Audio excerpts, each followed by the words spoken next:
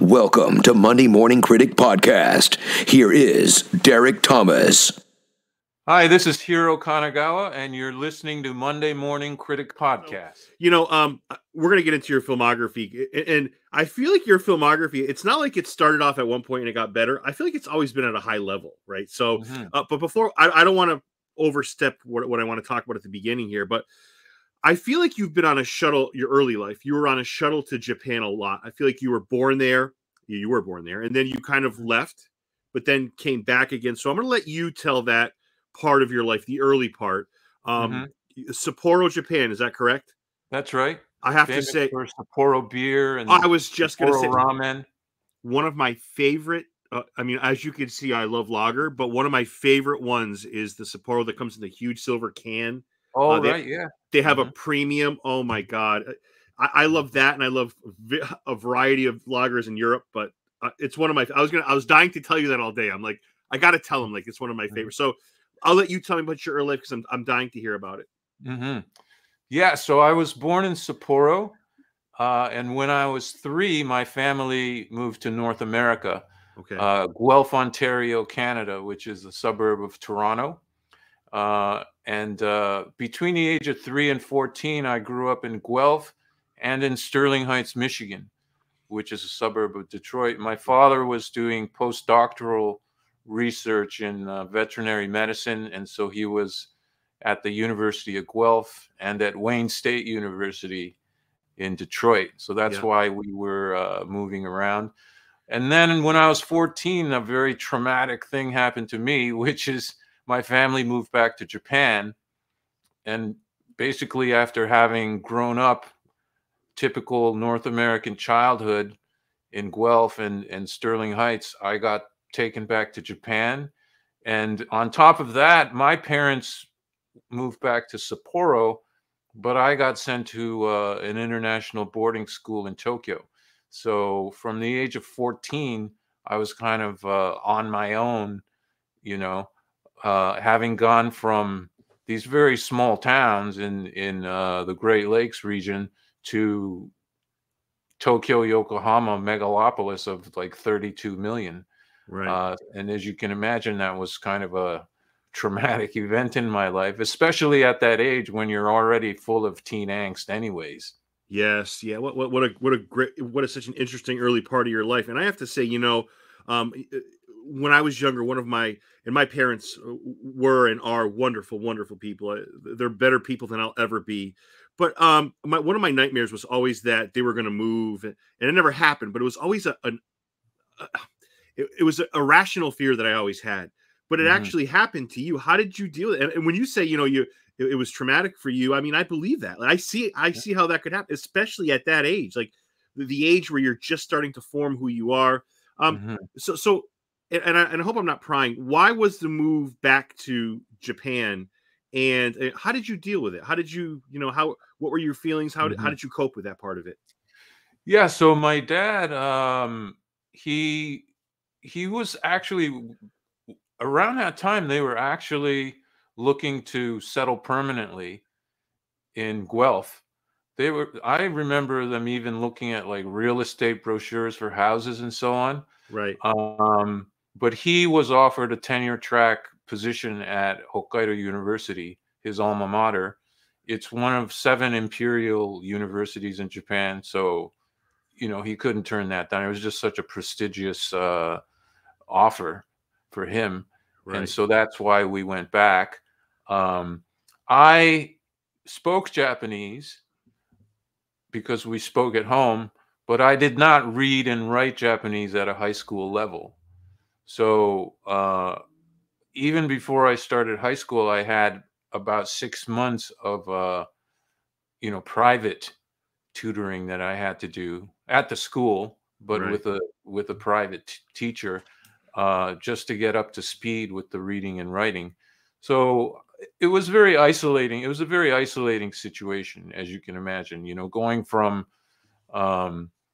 a small town in the Great Lakes region where there's just open space everywhere. After school, you and your friends are always playing street hockey or baseball or football or running around in this, in the ponds and the streams, going fishing and etc., riding your bikes all over the place, to probably one of the most densely populated urban centers in the world. So yeah, I was most definitely very angry at what had happened to me, and how I got through it is that I became an artist, I guess. I mean, that's the time when I really, I guess, started to become introspective, and started to look at the world, look at my own life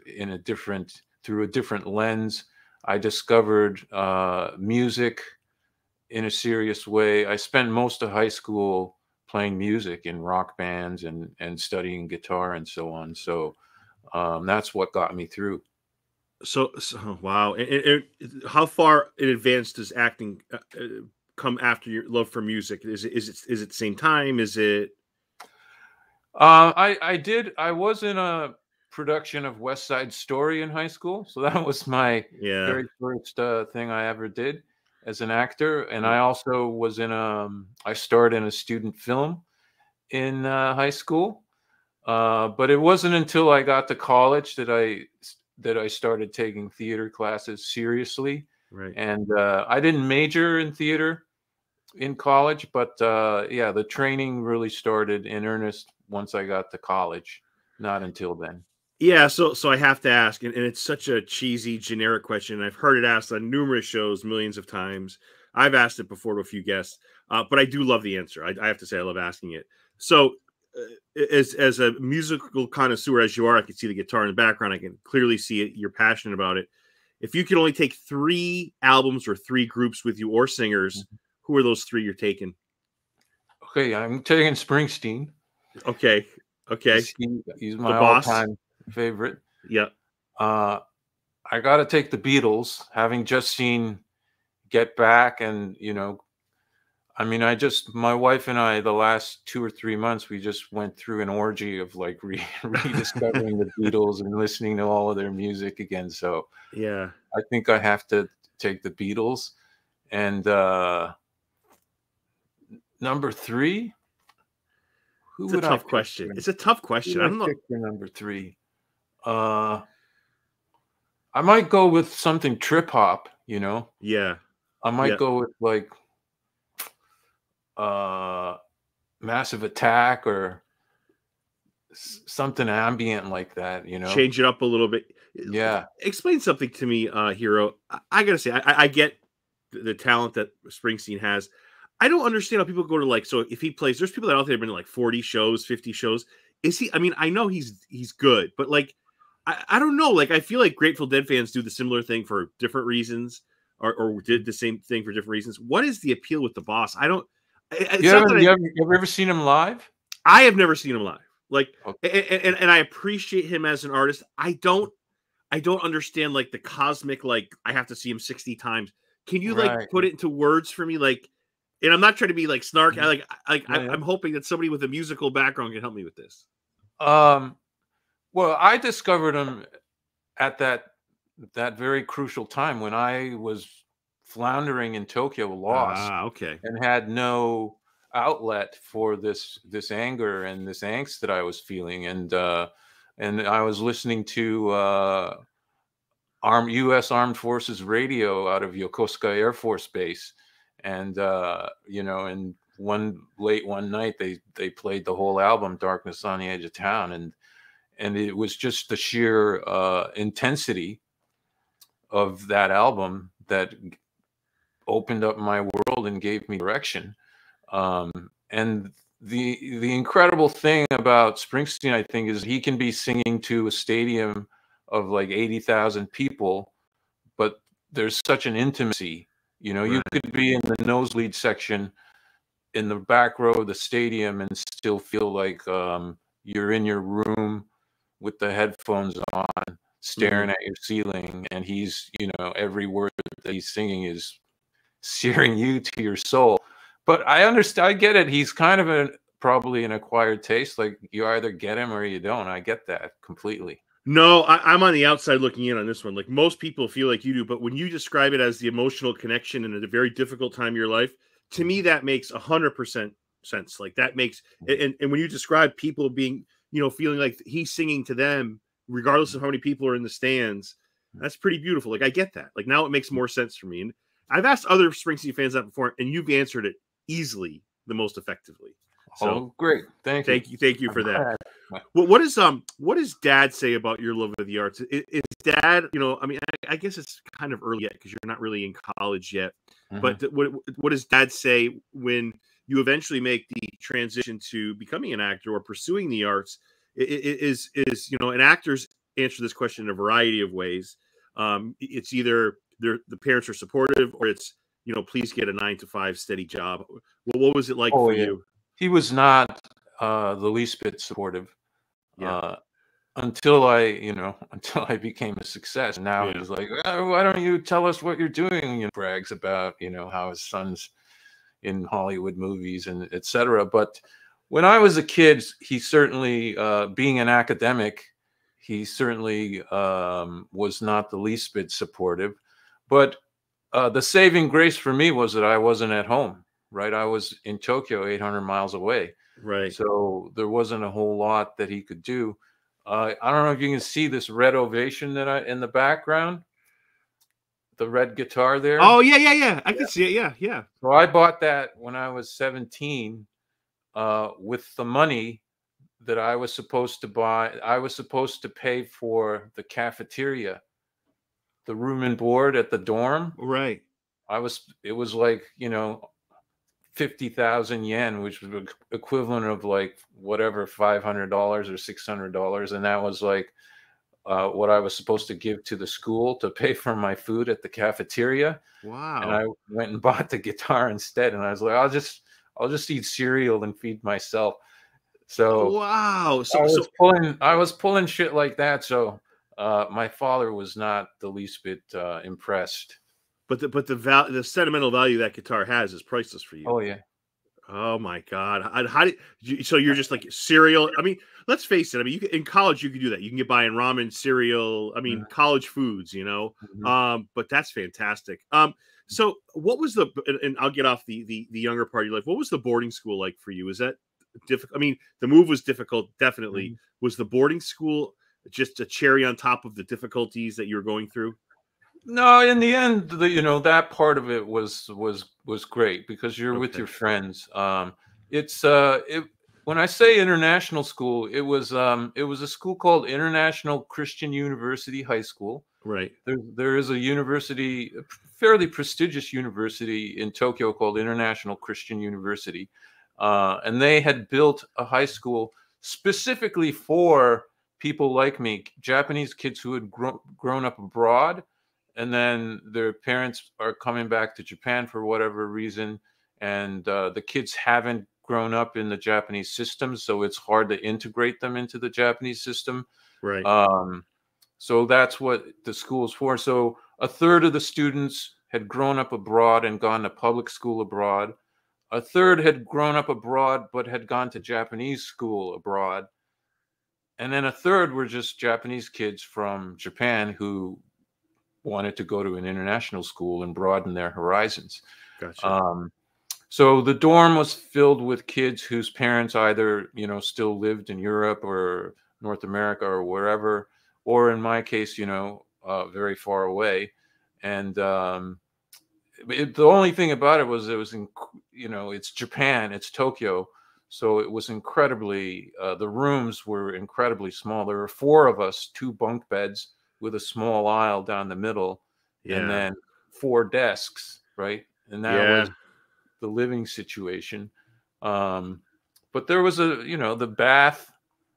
The bath was like a Japanese sento, it was pretty luxurious, it was pretty nice. And then you're right at school, so it was actually a good situation ultimately. Yeah, excellent. So how do you find your way to Middlebury College in Vermont? So just by chance, some of the English teachers at my high school happened to be from Vermont. Oh, okay. And you know, I was, even though I wasn't doing well in the regular Japanese classes in high school, I always had a talent for English, for writing, and I had really good SAT scores. So so I applied to a lot of the, you know, fairly prestigious small liberal arts colleges in New England, Williams, Swarthmore, Middlebury, right? Amherst. And Amherst.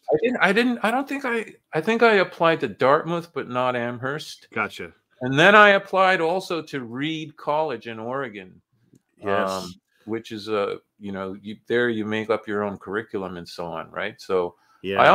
I actually almost went to Reed instead of Middlebury, but And I almost feel like Vermont and Oregon are almost like the same state but on different coasts. You know what I'm saying? Yeah, Like that's an interesting way to put it. My sister now lives in Eugene, oh, okay.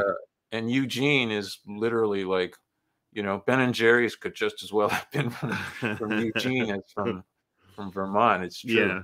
You know, I'm out of Massachusetts, so all those schools are huge. Does the acting, your fondness, does it grow at Middlebury? Do you feel like, because you're also a writer? I mean, I should preface this by saying, yes, you're an actor and a musician, but you also write. And some people say they write really. I mean, everyone writes, but you're an effective writer, which is a much different thing. So, well, you know, I've managed to become an established playwright here in Yep. Canada. So, yeah, so I actually went to Middlebury with the intention of studying writing. But my first semester there of freshman year, enrolling in classes was by lottery.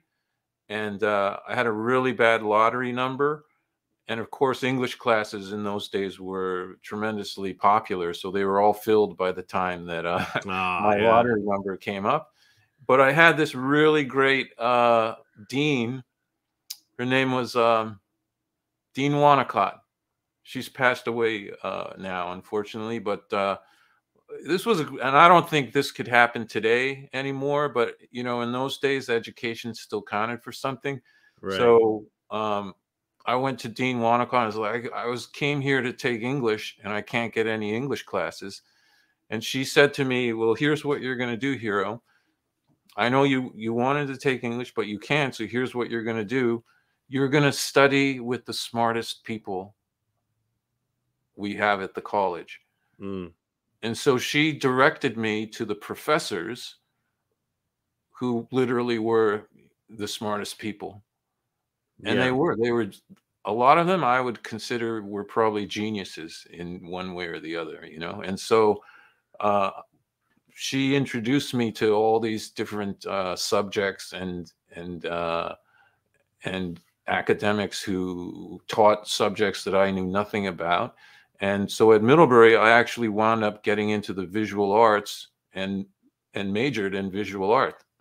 Wow. And you know, you brought up something that I really like. You said, you know, I forget how you phrased it, but you said, you know, college is so much different when you and I went to school versus now. I mean, now you can be in your living room and get a degree. I remember being homesick as hell. I remember having to work my ass off just to be in the middle of the pack. I mean, I was going to office hours afterwards. And I mean, I had to work so hard. I was definitely not a gifted student. I definitely wasn't, you know, the crispiest cookie in the cookie jar, but I did have a great work ethic. I did work my ass off, but like, you're right. Like, that's a different time. Like now, I'm not saying there's not kids that don't do that. They do. They work hard. They travel. They really bust their butts. I get that, but it's a different time because you have a lot more options now.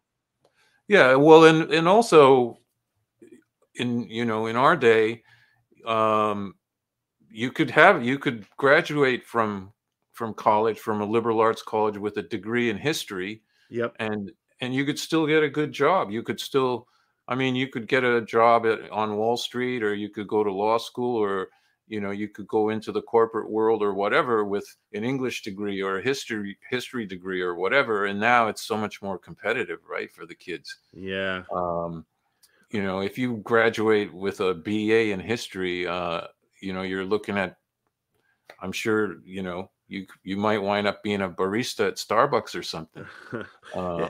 I mean, you know, you read on the news, there's people with master's degrees who are doing that. So it's so much more competitive, and I feel sorry for, you know, kids. Like my kids are in their teens right now. My son is 16. He's already thinking about what classes he needs to take to do Smart. this, that, and the other thing in his life. So yep.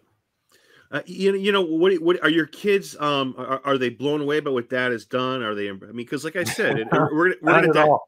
No, they like to pretend they're not impressed in the least. Yeah, pretend is the key word, because you know they are. You know they go to bed at night very grateful for who their parents are. You know that. I think the thing they enjoy is that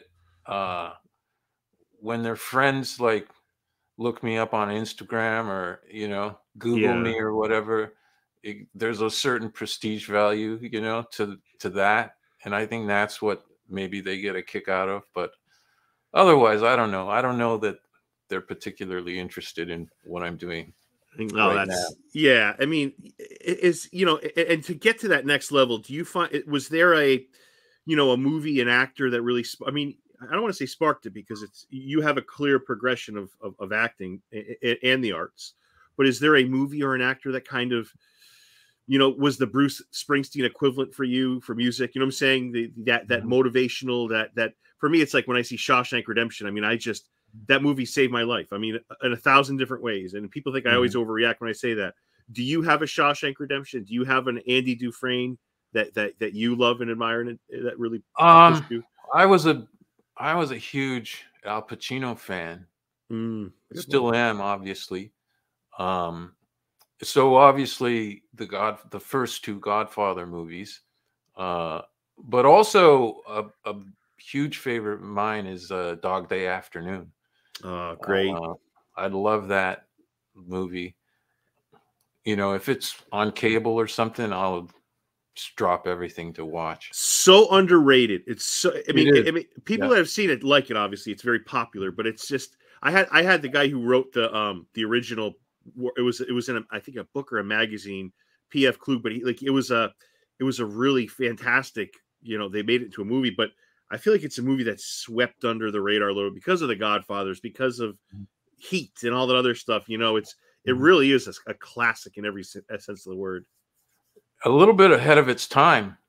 A lot ahead of its time. Yeah. In terms of the subject matter and the social commentary.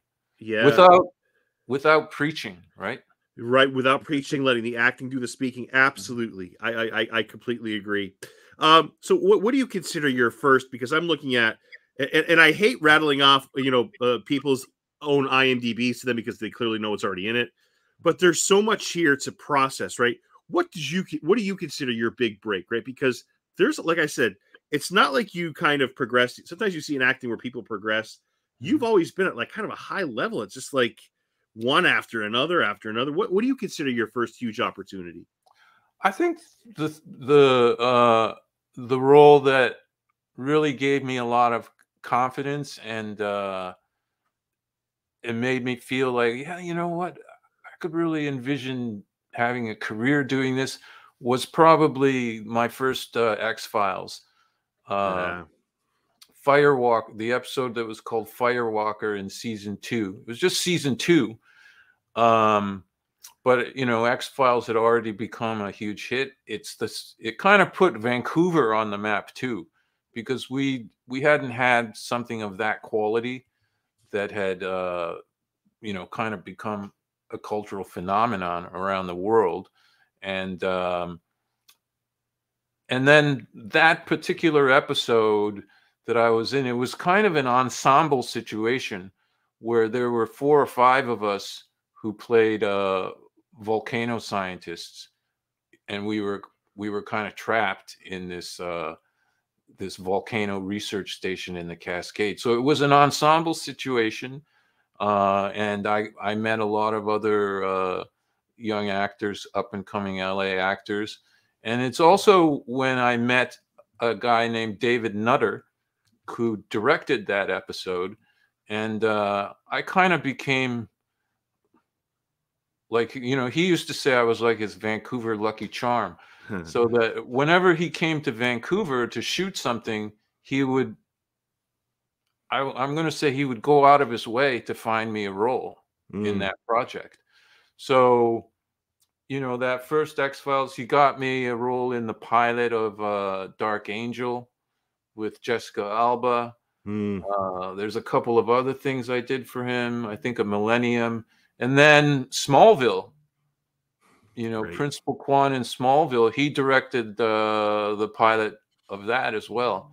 So that was a great connection I made. And then, of course, I also wound up doing 8 different shows for Chris Carter. I went on to do 2 more X-Files, 4 Millenniums, and the pilot of Lone Gunman.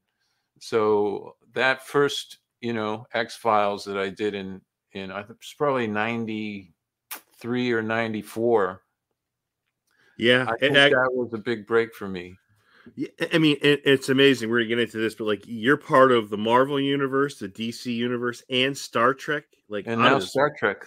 Wow! But I have to say, I've been dying to tell you this, and I was gonna reach out to Morgan earlier than I did. I'm like, I'll wait, but I was so blown away by your performance in The Good Doctor. A lot of thanks so much. Yeah, a lot of guest spots, not yours, but other people's. They're good, they're solid, they're great acting performances, but they're not. I don't want to say entirely memorable, right? They've done their job, and it's time to move on to the next episode. I feel like Dr. Paul Nakano stuck with me a little bit. Like, it's he stuck with me too. Yeah, the idea of like, not a huge, but like, I'm done. Like, I said to myself, if I, basically, I'll walk away if everything matters, everything counts. And it's like, I was just taken back by it because we love The Good Doctor. We love Freddie Highmore is a goddamn genius. Like, he's just, but that whole show is just so. It's the only show I watch that's on ABC, NBC. The old Big 3 or Big 4. But it is such a great show, and what a wonderful performance you put in on that. Wow. Oh, thanks so much for saying. Yeah, that was definitely a highlight, and I loved that character because he's not a villain. He's not flawed, right? No. In the usual way, when characters have flaws, there's something unsavory about them, perhaps. Right. But his flaw is that he's too good. He just cares too much for excellence. His bar is so much higher than everybody else's, and it all adds up to him. Like, most people would have brushed that off. Hey, you know what? You learn from your mistakes. Not him. Like, his thing was, and I rewatched that a few more times. He said everything counts. As you know, it's just, I was hoping that was going to turn into something semi-regular, but I don't know. Because there's a character on Good Doctor who can't operate because her hands. I was hoping it'd be something in that vein where he could be a professor or teach or talk to. But I don't know. What a wonderful performance. I've been dying to tell you that for a while now. Oh, thanks so much. Yeah. Yeah, and you're in a couple great shows that I love. You're more than that. So I'm going to kind of go down a little bit, touch on some things. Talk about Star Trek. You've got to be stoked about that. What a wonderful opportunity that is. Yeah, it's and the episode that I believe it's tomorrow that drops tomorrow. Okay. It's going to be epic. It's for those who've been watching the show. I play a character, Dr. Hirai, who is an expert in extraterrestrial languages and communication. From the get-go, it was such a thrill because first of all, when you audition for Star Trek Discovery, there's necessarily so much secrecy around the scripts and the storylines that the scene that you audition with has nothing to do with the show, right? Or your actual names change scenes. Yeah. So and this was, I think, the third or fourth character that I had read for over the years. Yeah, and I think they'd come close to casting me a couple other times, but just the scheduling and other things didn't work out. So I was really stoked to get this, but I knew nothing about what I was going to be doing. So when I finally got the script for the first episode that I'm in, I read it and I thought, oh, there's this guy, Dr. Kovich, who is kind of my mentor and is passing the torch off to me. Right. So I was like, well, I better. I mean, I'd seen some of the early seasons, but I wasn't. It just didn't. Dr. Kovich, it didn't ring a bell. So I went on IMDb to look it up, and then realized that that was David Cronenberg. So wow. And then my first day on set was the scene with him. So it was just from the get-go, it was such a tremendous thrill. And then and now with the episode coming up tomorrow, it's just I can't believe my good fortune, because I play a fairly pivotal role. I'm an integral part of this team that is, trying to communicate for the first time with an alien species from beyond the galactic barrier, right? Which is a first in the Star Trek canon. So I'm just so tremendously excited about how everything turned out for me. Oh, that's exciting. And just hear you talk about alien languages reminds me of the movie Arrival, but that's a story for another time. One of the things I've been dying to ask you was, do you feel like in a position like this, Hiro, where you're stepping into an iconic show like this, do you feel like there's a bit of carrying the mantle, right, for those actors before you? Like, I feel like Star Trek is one of those rare shows that's been going on for so long and in different formats, but it's still at the heart. It's still foundation. It's still Star Trek.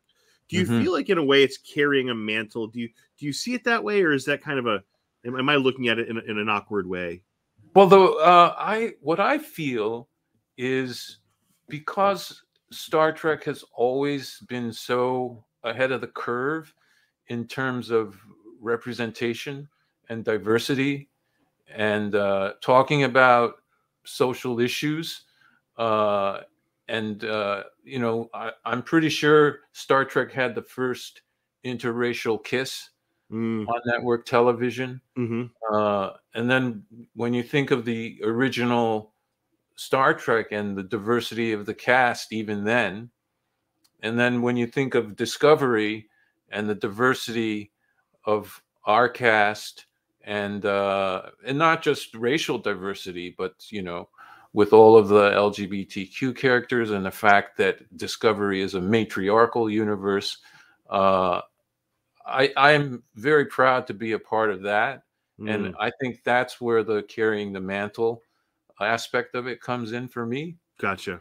No, that's a great answer. And as if Star Trek is not enough, you're a part of another show that I love a lot.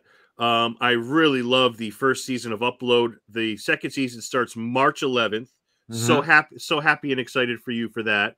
You talk about another underrated show, Upload, which is available on Amazon, I believe. That's right. Yeah, Amazon Prime. Yeah, it is. I love the first season. Dying to hear what you have to say. Anything you can say about the second season. Again, for those listening, drops March 11th. What can you tell us about that? And very exciting opportunity again for you. Yeah, I'm a huge fan of season 1 of Upload as well. It was just, what made that show was just the relationship between Nathan and Nora. Yes. The lead characters. There's just so much charm, right?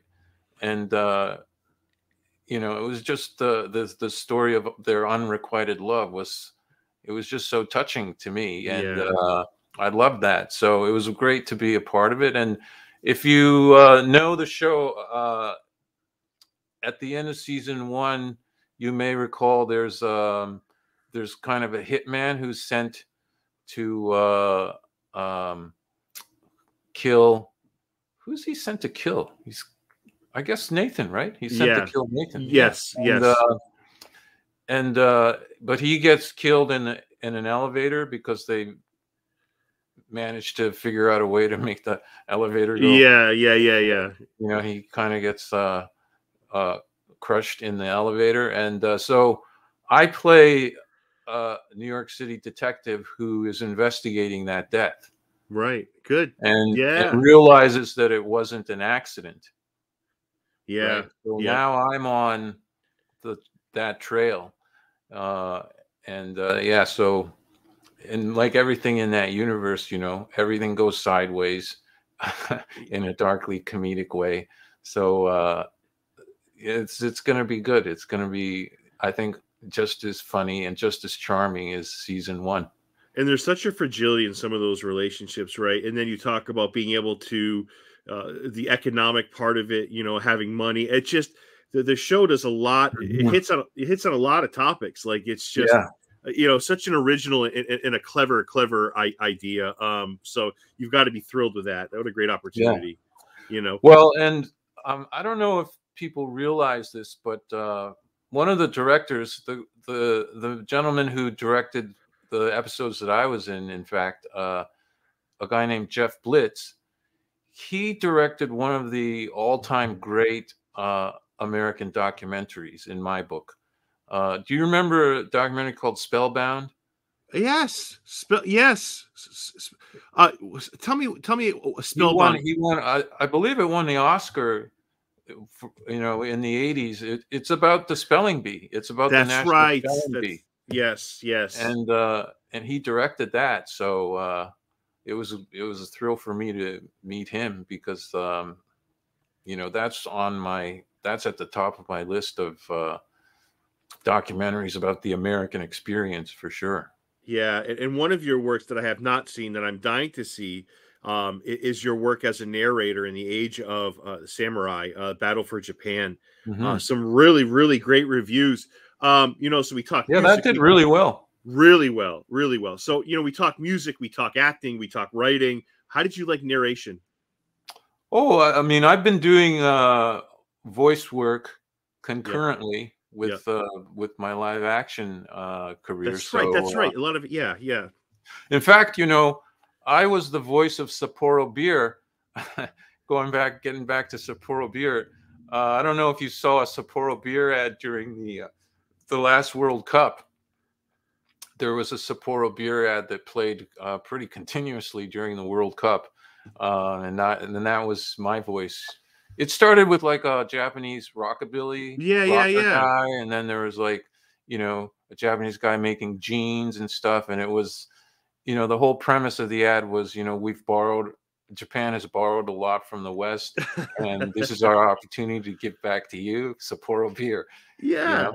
that's great. So I was the voice of that ad. So you know, I enjoy it. I enjoy doing the animation and the narration and all of that. It's all good.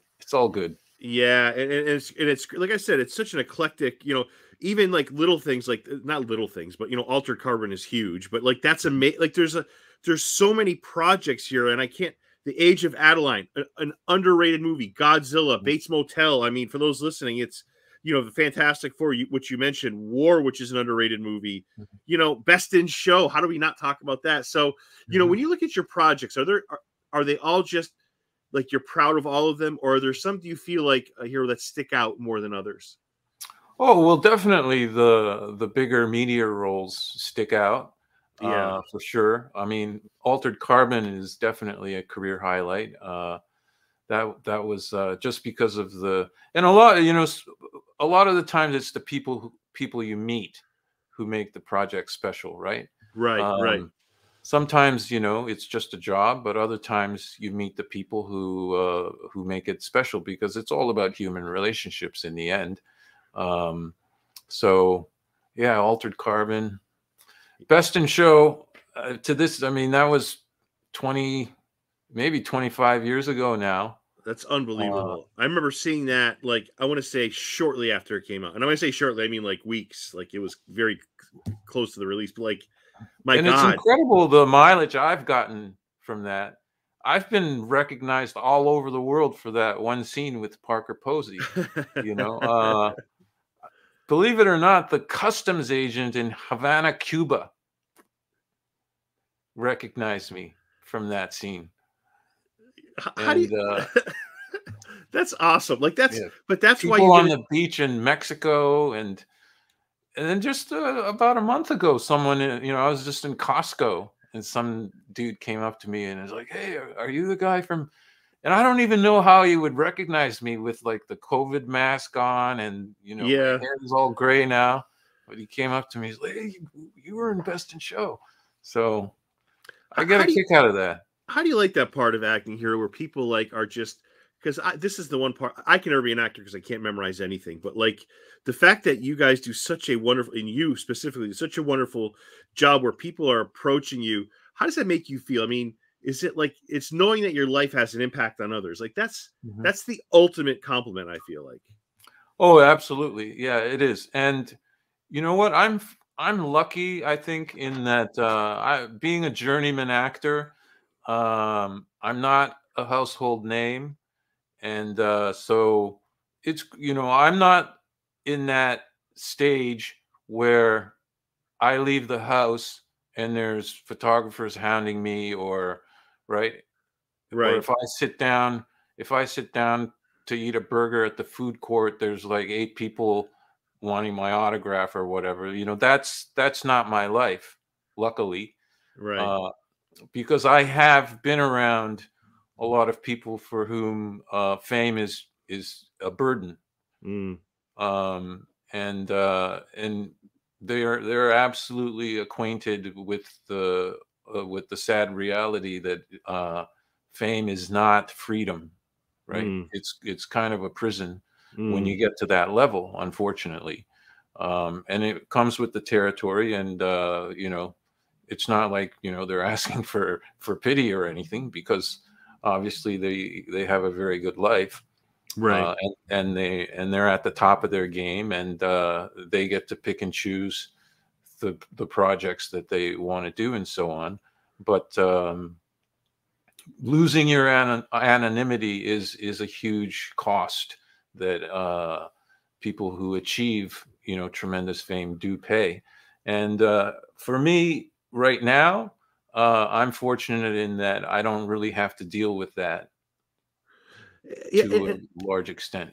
Here I have to disagree with one thing you said though, because you called yourself a journeyman. I almost think that has negative implications. Like I feel like there should be I don't know. another word. I say it with pride, but Yeah, yeah, but yeah. but I feel like you're like, and I rattled off your IMDb, just a handful of, because these are, like I said, iconic pieces of I mentioned the terror, like it's just iconic pieces of either film or movies. It's we talked Star Trek, we talked Upload, like again, you have some best in show, some great work early on, and it just keeps getting better and better and better. So yeah, I mean, some of those people that can't leave their house or are mobbed probably give us maybe one project every 5 years where you're always in the grind. You're always kind of producing. So I don't know whose position I'd rather be in. I feel like Mhm. you're in an enviable spot as well.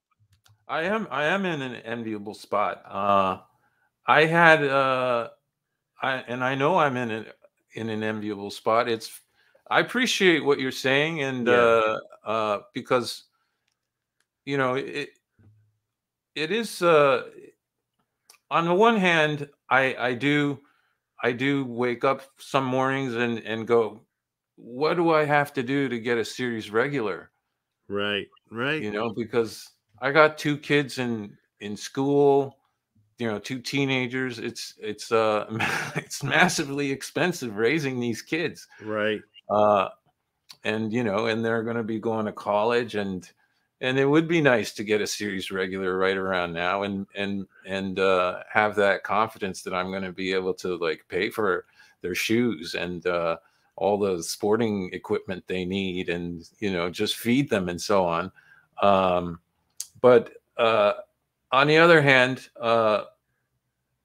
when I hear what you're saying, when people like you and other actors too have said to me, you know what, when I was on Good Doctor, William Lee, we were just sitting between scenes in the green room talking, and he looked at me and he goes, man, you got it made. And from my point of view, he's got it made. Right. Right. Right, because he's a lead actor, and he's gets to do a lot of things that I don't get to do. Right. But he looked at me, he goes, man, you got it made. And I said, what do you mean? And he goes, well, you're making a living, you're making a good living as an actor where you live. Right.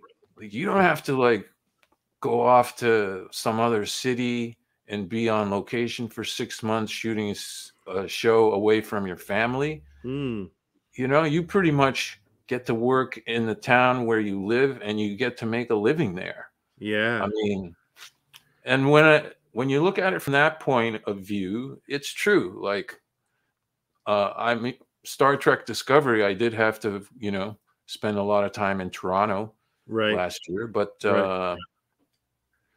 but it's true. For the most part, I've been able to watch my kids grow up. I've coached on Coach my their son. kids. I've coached on my son's football team for, you know, Wow. 4 or 5 years when he was growing up. I've watched, you know, every soccer game my daughter ever played. So I've had all of those normal family experiences that many actors unfortunately miss out on. So, and that was a revelation to me, actually, to have someone of Will's stature and stardom look at me and say, "Man, you're the one who's got it made." Right. Right. Yeah. No, So, it's such a good perspective, you know. And I don't want to make you sound like you're not appreciative, because you certainly are. But how do I mean? I know what a series regular entails, but how do you? I mean, like, I feel like in your projects, you're like right here with all of that. Like, what has to happen? Is it just is it a matter of just a character evolving throughout the show that you're playing? Is it a matter of being cast in that role? I mean, is it a bunch of things? How does that work? Because I've never really asked anybody that. You know, I know what series regular entails. Again, it's, you know, it's a permanent job that you have while the show keeps going. It's, you know, it's a lot deeper than a guest spot. But how does that? How do you attain something like that? I don't know. I mean, you just told me. I've certainly read for more series regular roles than I can count. Right. I actually have a very, very good success rate when it comes to non-series regular roles, right? Clearly, Like, yeah. compared to probably the majority of white actors, you know, who, I don't know, I just from talking to people, I feel like they're happy if they book 1 out of 10 auditions or something like that, you know? Yeah, And 10% is yeah. and my success rate is actually considerably higher. So, which is one reason I've been able to make a living and amass all the credits that I have. Right. But in terms of, you know, booking the series regular roles, I haven't cracked that nut yet. I'm ready for it. I would certainly welcome that opportunity when it comes around. I think part of it is when you've, you know, as I have, when you've been seen to be doing the smaller supporting roles, the character roles for so long, that's kind of what that's becomes inscribed in people's consciousness, and that's how they see you. And so you do have to, there does have to be a great leap forward to get people to see you in a different way, right? What's the And term for all, that? Is that typecasting, Hero? Is that what you yeah, would say well, it is? it's a different kind of typecasting, right? Yeah. Like, you know, some actors get typecast as the, you know, whatever, as the ditzy blonde friend, or right, or they get Yeah. typecast as the gangster or what have you.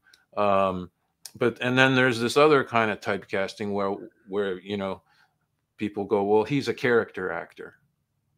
Well, he's a Oh, yeah. supporting actor, right? Yeah, I get it. Um, but you know what? The industry is full of stories of people who were that all their lives, and then they got their shot, and they made the most of it. And I have, you know, every confidence that the role that I'm meant to have is going to be there for Yeah. me at some point. That Yeah.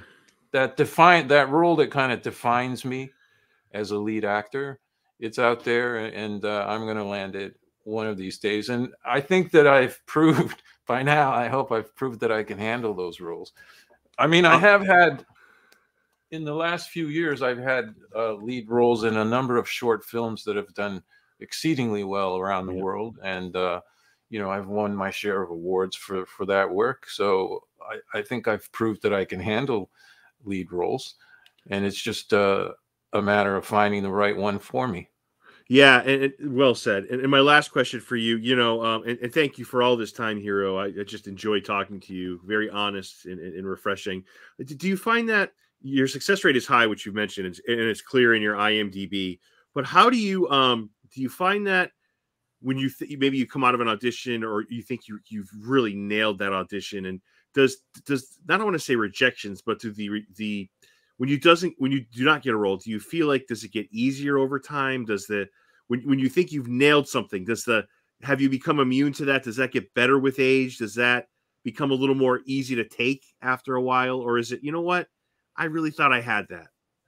Yeah, no, it's it does get easier. I think you have to have a pretty thin skin or a thick skin. You have to have a pretty thick skin to start with. Yeah. To have any longevity in this business. You just can't take it personally, right? Right.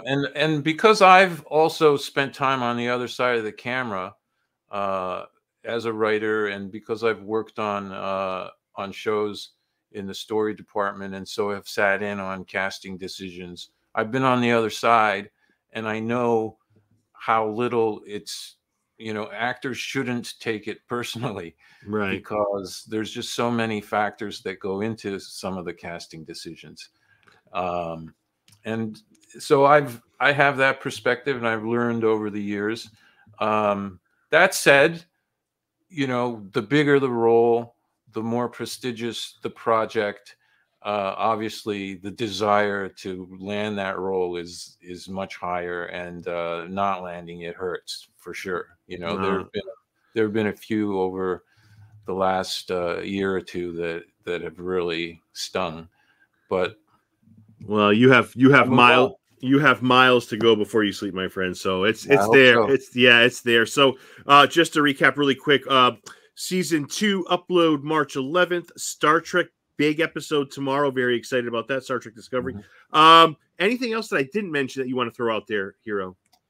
Well, at some point soon, I hope we're going to see the premiere of Orphan First Kill, which is the prequel to the horror film Orphan with Isabel Fuhrman that came out about 12, 13 years ago. Yep. And she reprises the role of Esther, which she originally played when she was a child. Right. And now she's an adult, and she gets to reprise that same role. So that's I think going to be a really interesting project, and I hope that is set to premiere soon.